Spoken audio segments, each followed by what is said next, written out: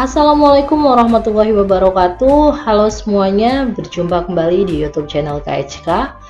Di video kali ini saya akan membahas tentang genetika bakteri dan oleh saya sendiri, Eka Kartikawati. Pada bakteri terdapat namanya genom atau genom bakteri.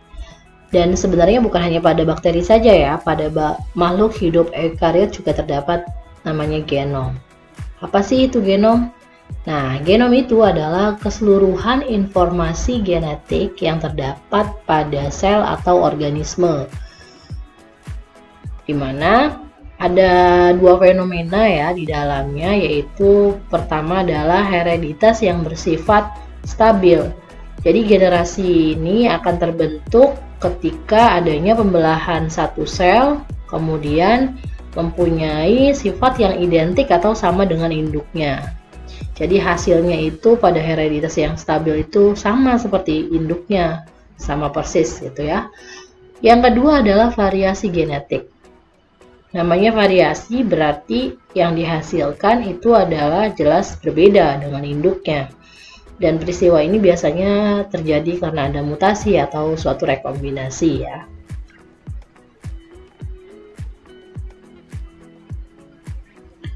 Selanjutnya, pada genetik bakteri itu juga terdapat informasi-informasi ya, informasi atau unit herediter dari bakteri itu sendiri.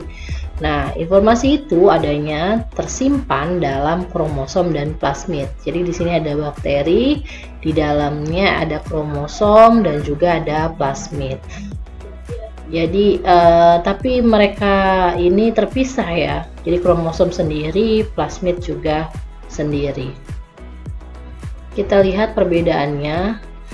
Kalau kromosom pada bakteri itu khususnya pada prokariot ya, bakteri kan pada prokariot itu biasanya sirkular, kemudian terkondensi menjadi nukleoid. Karena apa? Karena dia berada di pusat sitoplasma, jadi terkondensi bersama nukleoid. Dan juga tidak ada membran ya, karena di prokariot tidak ada membran. Kemudian genomnya adalah haploid. Dan ukuran kromosomnya ini dapat bervariasi sekitar 2-3% dari satu selnya. Selanjutnya, pada plasmid bakteri, ciri-cirinya itu adalah yang pertama ekstra kromosomal. Ekstra kromosomal ini jadi di luar kromosom ya, dia berdiri sendiri seperti itu. Kemudian juga melingkar bentuknya dan beratnya 1-3% dari kromosom bakteri. Dan tempatnya bebas berada pada sitoplasma, dan plasmid ini juga dapat berpindah atau dipindahkan. Itu ciri-cirinya perbedaan antara kromosom dan plasmid pada bakteri. Selanjutnya kita ke rekombinasi. Rekombinasi itu adalah perpindahan materi genetik pada bakteri. Jadi bisa dikatakan sebagai transfer ya, transfer gen gitu ya, antara bakteri yang satu dengan bakteri yang lain. Kemudian juga nanti dibantu oleh adanya si plasmid itu sendiri ya, karena plasmid itu tadi bisa dipindahkan atau berpindah tempat dari sel yang satu ke sel yang lain. Kemudian di rekombinasi ini jelas akan menghasilkan variasi genetik ya. Caranya ada 3. Yang pertama adalah transformasi, yang kedua adalah transduksi, yang ketiga adalah konjugasi. Kita lihat yang pertama dulu, yaitu adalah transformasi. Transformasi itu apa? Kita lihat, transformasi itu adalah DNA bebas diterima oleh sel lain atau bakteri resipien. Jadi ada 2 bakteri di sini, ada sebagai donor ya, dan satunya adalah sebagai resipien atau penerimanya. Di mana si DNA atau sel resipien ini harus dalam kondisi kompeten atau kemampuan untuk menginkorporasi DNA. Jadi si resipien sel ini harus punyai kondisi yang kompeten. Kompeten itu adalah kemampuan sel untuk menginkorporasi DNA. Menginkorporasi itu apa sih? Menginkorporasi itu seperti meleburkan gitu ya, meleburkan antara si DNA ekstrak yang masuk ke dalam si DNA resipien. Kemudian juga faktor-faktor dari kompeten si resipien sel ini adalah bisa memodifikasi dinding selnya sehingga berikatan dengan DNA yang lain gitu. Kemudian juga bisa membantu dan mengambil serta menginkorporasi dari DNA yang lainnya itu. Jadi itu sifat atau kompeten dari resipien sel.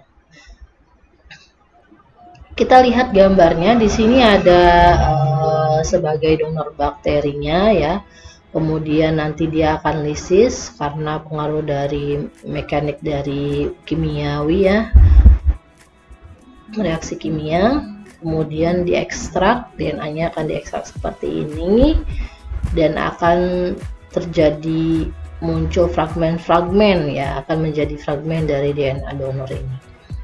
Kemudian nanti bertemu dengan si sel lainnya yaitu sebagai resipien sel, tapi dia harus mempunyai kompeten tadi ya, yaitu yang pertama adalah si resipien ini dapat memodifikasi dinding selnya sehingga nanti bisa berikatan nih dengan fragmennya, fragmen DNA donornya.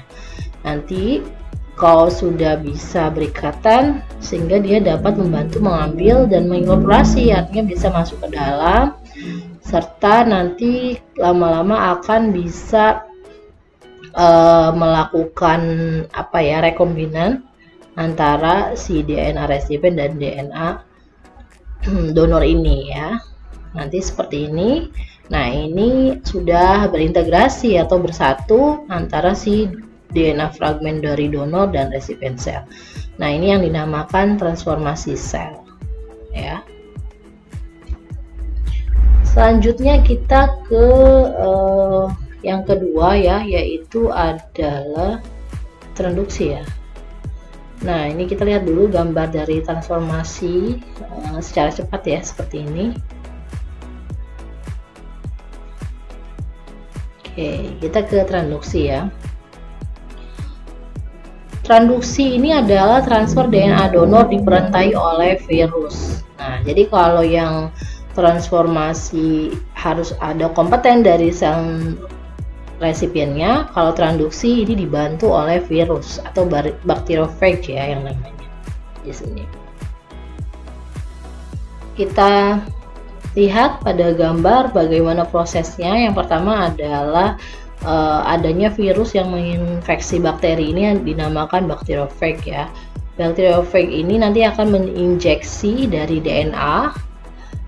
Nah, seperti ini menempel, kemudian menginjeksi, akan masuk ya faganya atau fagnya akan masuk ke dalam sel inang. Kemudian nanti DNA-nya akan semakin melakukan replikasi, semakin banyak di sini.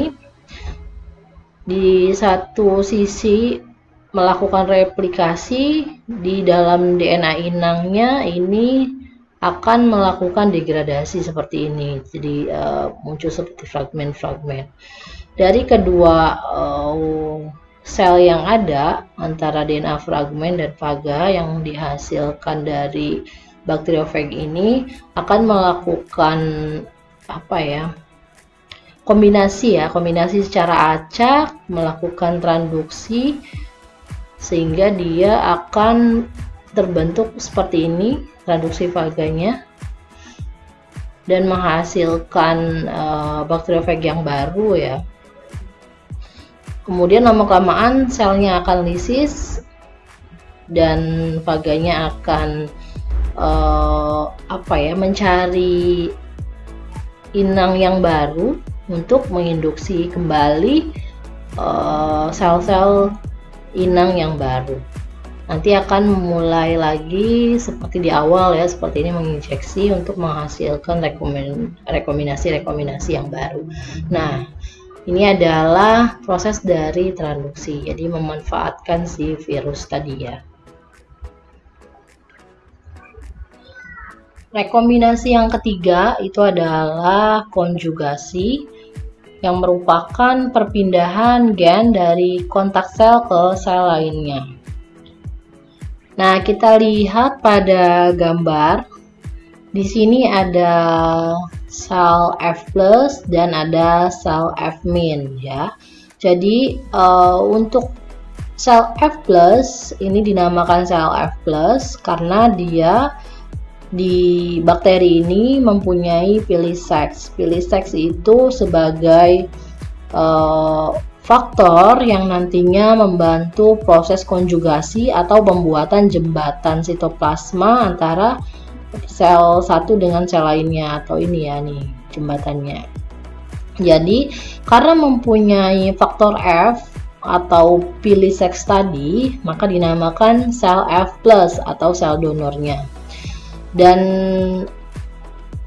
faktor F ini biasanya pada virus bakteri tertentu ya, karena yang mengandung piliseks tadi. Sedangkan sel F-nya di sini tidak ada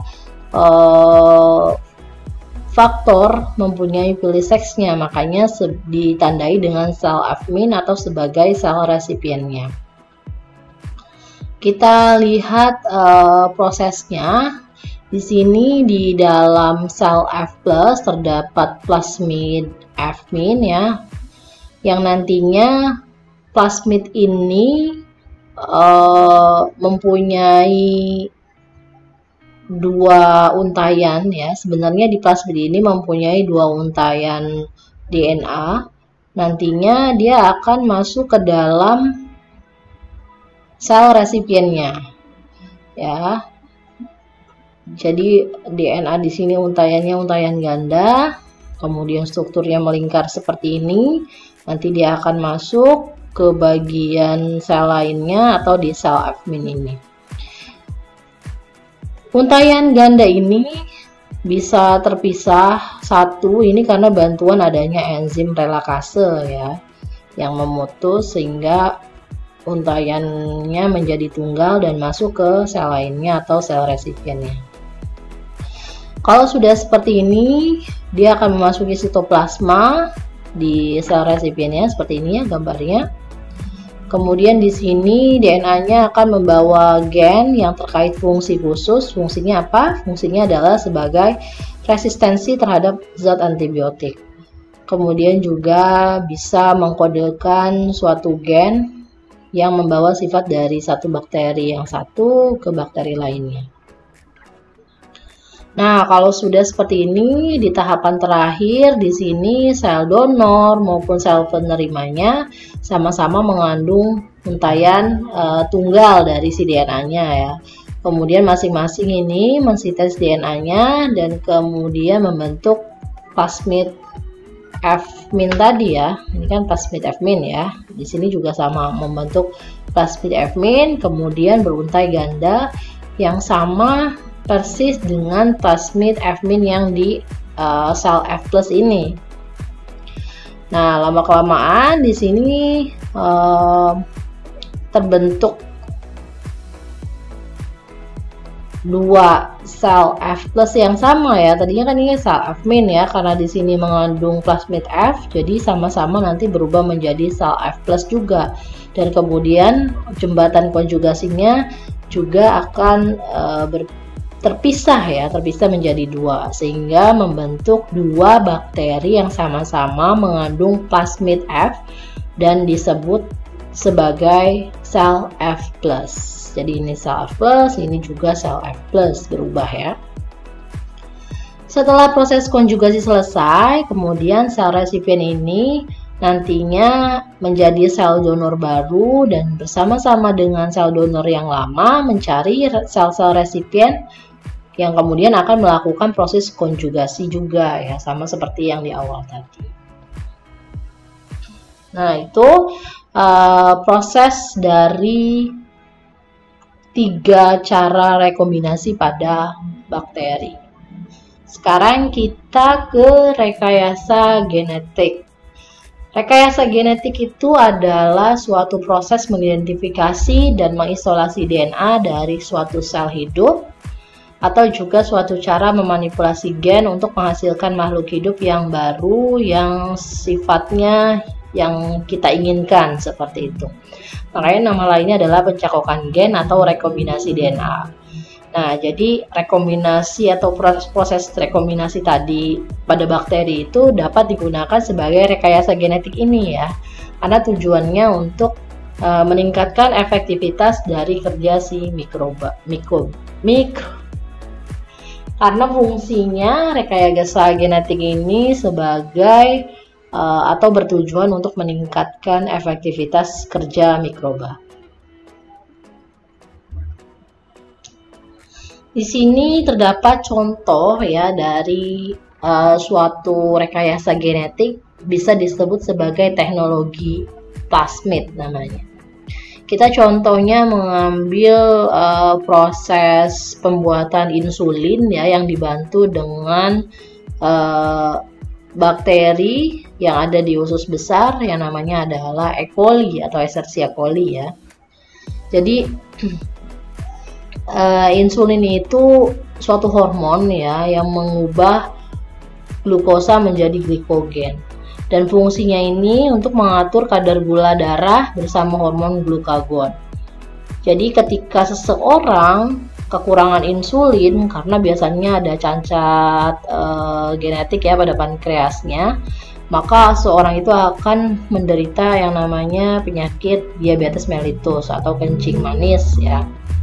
Dan nanti dampaknya akan banyak ya dalam suatu kesehatan, itu dampaknya akan sangat banyak sekali kalau sudah terkena diabetes mellitus.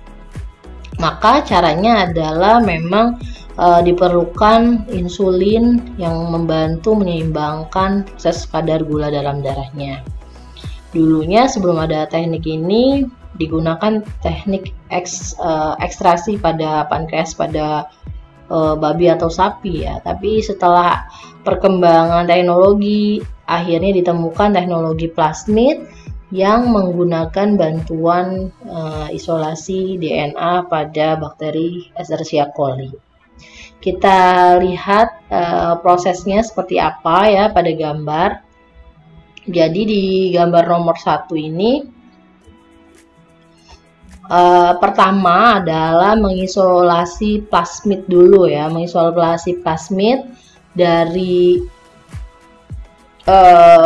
Escherichia coli. Kemudian si plasmid ini kan keunikannya atau ciri dari plasmid ini kan bisa keluar masuk dari tubuh bakteri ya, bahkan juga bisa dipertukarkan antara bakteri, jadi bisa dipindahkan dengan mudah seperti itu. Jadi mengisolasi DNA-nya dulu, DNA dari plasmid, kemudian DNA dari insulin, kemudian juga melakukan pemotongan pada kode-kode tertentu ya, khususnya kode-kode insulin yang nantinya bisa digabungkan. Di sini pemotongan DNA-nya dibantu oleh enzim restriksi ya. Kalau sudah terpotong, kemudian melakukan penggabungan ya, setelah dibantu pemotongan oleh enzim restriksi endonuklease, kemudian melakukan penggabungan antara DNA tadi di sini. Kemudian penggabungan ini nanti akan dibantu oleh enzim ligase ya untuk penggabungan atau rekombinannya. Setelah terjadinya kombinasi seperti ini, nanti akan dimasukkan ke dalam bakteri lain seperti ini. Kalau sudah dimasukkan ke dalam bakteri, nanti disisipkan, kemudian dilihat hasilnya, perkembangbiakannya, apakah menghasilkan koloni bakteri tertentu. Kalau menghasilkan koloni berarti berjalan dengan baik. Di sini bisa dimanfaatkan sebagai pemanfaatan untuk pembuatan insulin dari rekombinasi keduanya ini ya. Seperti itu contohnya. Baik, sekian dulu penjelasan dari saya hari ini mengenai genetik bakteri. Mudah-mudahan dapat diterima dengan mudah dan bermanfaat untuk kalian semua. Mohon maaf kalau ada kesalahan dan terima kasih. Wassalamualaikum warahmatullahi wabarakatuh.